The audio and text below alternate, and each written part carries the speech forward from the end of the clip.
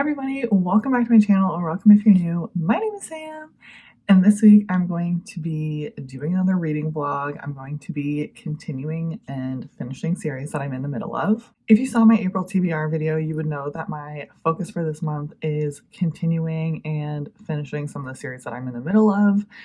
And I know that this sort of like reading vlog video style is like really going around recently, where a lot of creators that I love to watch are doing these series. I've just seen a lot of people do them because I feel like there's been a lot of new series coming out recently and that I've personally been getting into, and it's getting a lot out of hand. So I am currently in the middle of 35 series, which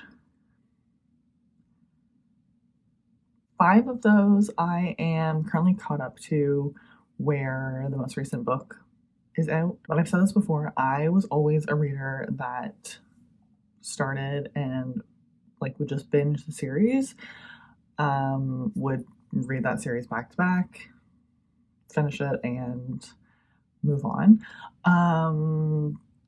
That has since changed. I blame Emily and her buddy reads, but I'm just in the middle of a bunch of series and I need to wrap some of them up. I don't want to wait too long between starting them and finishing them, or at least reading the next book, so I don't forget what's going on. So for the first book in this reading vlog, I'm going to be reading Can't Fix Cupid by Raven Kennedy. This is the last book in the Heart Hassle series. This book isn't part of the main series, but it's in the same universe, and I did really enjoy that series, so I wanted to pick it up and read it. I don't know if this is like a standalone just in the same world, or if it's like a prequel. I honestly have no idea. But in the main story, essentially we are following ML, who is a Cupid, who's not a very good Cupid, and finds herself in the Fae realm sort of as like a punishment, and finds herself on this Genfin island, and just kind of goes from there. So I suspect that we're following another Cupid, maybe a little romance. We'll see. It's not super long, it's just over 300 pages, so hopefully I can finish this the first couple days of the week. But yeah, that's the first book that we're going to start with. I'll do like a midway check-in probably, and then just whenever I finish it. Good morning, everybody. Happy Wednesday. I wanted to do a little check-in because I'm 200 pages into Can't Fix Cupid. Figured I'd give you a little overview of what the book is about and sort of my feelings so far. I'm really enjoying it.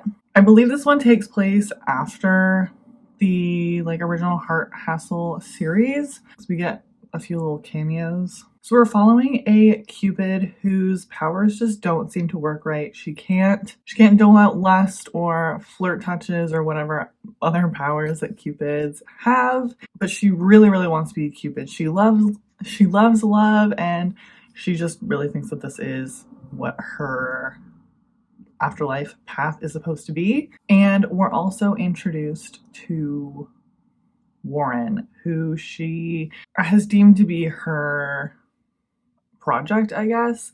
She wants to get him love and in turn fix her powers. And that's all I'm going to tell you, because I went into this book totally blind. Obviously, I knew the background of the world and had an idea of what the premise might be, but it's been a lot of fun just going in and having no idea really what I'm getting myself into, and just sort of riding the story as it comes. And I'm really enjoying it. It's really cute. I will say there's a lot of sexual innuendos and jokes that they're funny, but they're also like, it's a lot.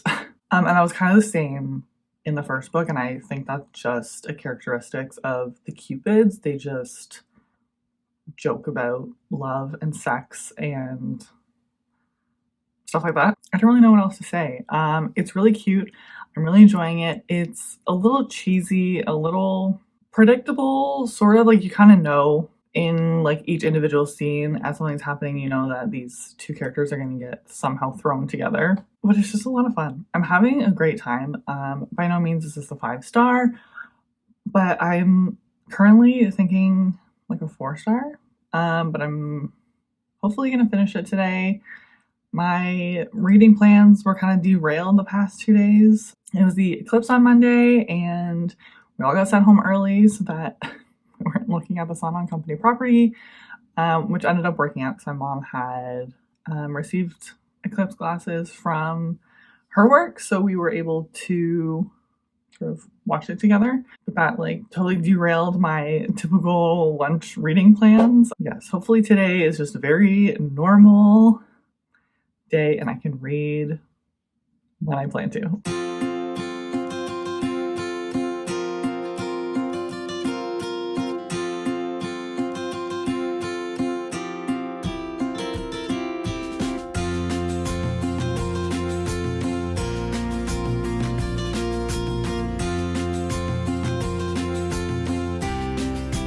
Good morning, everybody. Happy Thursday. It is a rainy, dreary, disgusting day today, but I finished Can't Fix Cupid last night, and I really, really enjoyed it. I think I'm rating it 4 stars.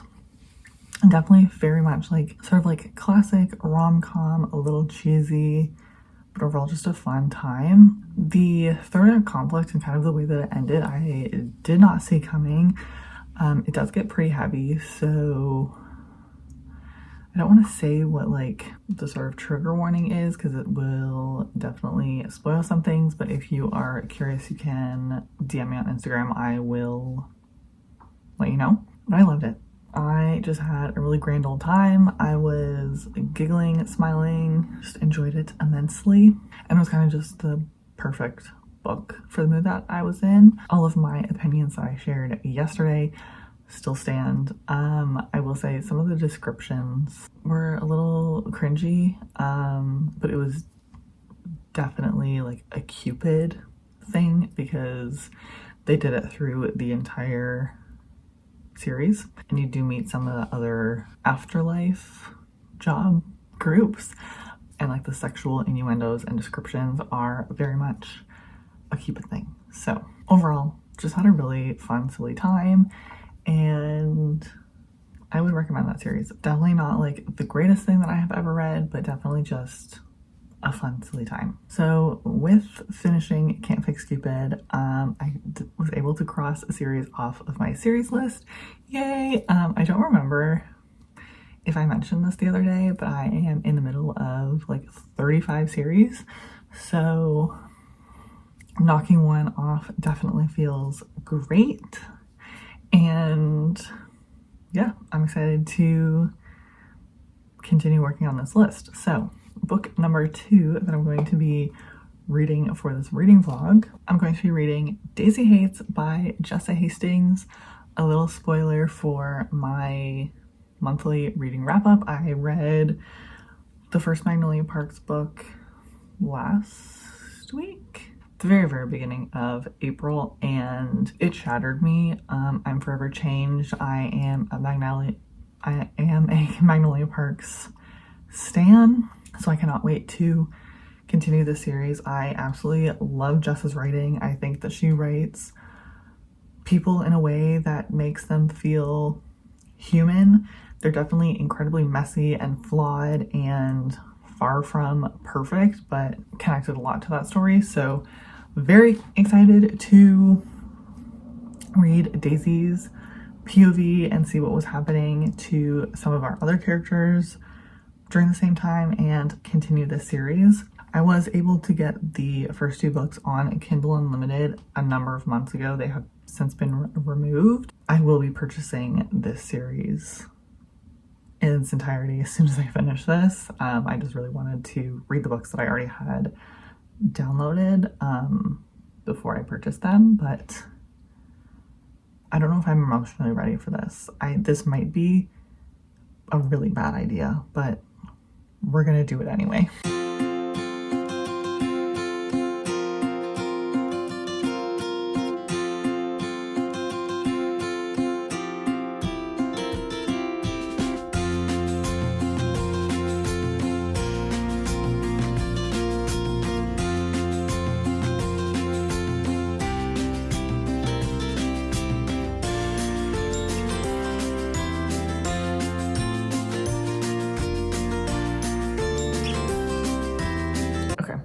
really liking this one so far, but at least on the Kindle, the footnotes are kind of annoying. But Jessa also used footnotes in Never, and so I'm definitely used to it. It's just having to click the footnotes, and there's a lot of them.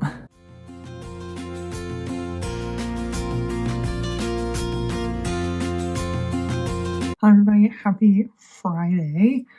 Ignore my bangs, they're driving me crazy. I'm getting my haircut tomorrow. I realized that I took you to the library the other day, but I never actually talked about what I picked up. So I picked up 3 books, A, because they're on my TBR, and also because they're solid options for this video. The first book that I picked up is Cress by Marissa Meyer. This is book 3 in the Lunar Chronicles series, Rapunzel retelling. This is a YA sci-fi fantasy sort of series. The second book is Some Shall Break by Ellie Marney. This is the second book in the duology to None Shall Sleep. This is another YA. Actually, these are all YA. And this is a mystery thriller. So we're following 2 teens who were recruited by the FBI to help solve cold cases involving teenage serial killers. And then lastly, we have Immortality, a love story by Dana Schwartz. This is the second book to Anatomy, a love story, YA thriller, historical fiction sort of vibe. I think I've actually heard that this is described as a YA horror. But this is a lot of fun. Hey everybody, happy Saturday. I'm at my boyfriend's house today, so if the lighting sucks, that's why I don't film here. I got my haircut today. It's giving 90s. I don't know. I love it. I wanted to check in with Daisy Hates. I'm not very far into it, and I started this on Thursday. I'm only 66 pages into it. I don't know if it's just life this past few days. I just haven't had time to sit down and read a good chunk of this book. Kind of been in a little bit of a funk the last 2 days, but this one is taking me a bit longer to get through than the first book, Magnolia Parks. I don't really know why. I feel like there's more substance to these characters. We're also getting additional POVs, so we're getting more people and what's happening. So I guess it's just taking me a bit to try to figure out who everybody is and what they're doing. Daisy Hates also takes place at the same time as Magnolia Park, so I'm trying to figure out where in the timeline that we are, so that takes a bit. Daisy's chapters also use footnotes, and I have to keep touching for the footnotes, and that definitely takes a bit extra time. I'm not gonna lie, they're a bit of a pain to read in the Kindle version, but overall I'm still really enjoying the series and drama. But I'm only 7 chapters in so far, so that's my update. Hello everybody. I wanted to do a check-in because it has been a few days. I ended up finishing Daisy Hates last night. I know that I only checked in when I was 50 pages in or something. I really enjoyed this book. I ended up rating it 5 stars, as same as the first book, but I will say I didn't enjoy this one quite as much. I didn't have quite as many visceral reactions to it. Ask Emily. I was basically inconsolable after I finished Magnolia Parks. Nonetheless, I still really enjoyed it. I really liked the plot and our characters in this one. I found our characters in this one to be a little bit more complex, but only because there was more layers to their story. I don't know how to explain it because the first book has played such an impact on me. I don't want to rag those characters down, but Daisy is part of a family of gang lords, and so there's the criminal situation, but also there's a big focus on art and like art history, and Daisy is also in school to become a doctor. So there's just a lot going on, but I absolutely loved it. Messy, real, painful, and Jess's writing is lyrical and just hits you where it hurts. I will say in this one of my biggest issues was some assumptions were made by some of our characters, and it was just really frustrating because obviously you are in everybody's head, so you know what's going on in everybody's head. So this one assumption just doesn't really make sense. I don't want to give anything away, so if you know, you know. That's Daisy Hates for you. I really love this series. I cannot wait to continue. I ordered all of the books from the UK over the weekend, and my boyfriend has the tracking number, which is good because I would have been checking it every day. So I have no idea when they're going to come. So this morning I decided to pick up Immortality by Dana Schwartz. I'm in the middle of a page right now, so that's why my bookmark is sticking out like that. I know that I showed you last week all of the books that I picked up from the library, which I actually have to go again today because I have a hold ready. We're getting down to, I mean, it's April 16th right now, and I was looking at the books that I still have to read for my monthly TBR and all of these library holds. I'm not gonna be able to finish it all. But anyway, I decided to pick up Immortality. I decided to pick up this one because I felt like it was going to be the easiest for me to get through and be able to finish this reading vlog when I wanted to. It's also just really what I was in the mood for. So this is what I've heard people describe as a YA horror. We're following our main character Hazel in the 1800s, who in book 1 wanted to become a surgeon, and we were following her dressing up as a boy to try and get into classes because women were not allowed to have an education in that field, but she wanted to become a surgeon. So we're following her trying to figure out how she can learn the information and techniques. And this book picks up a little after the first book ended. I don't want to say too much. Obviously, I don't want to give away book 1 at all, but essentially Hazel is writing a household guide to medicine, if you will.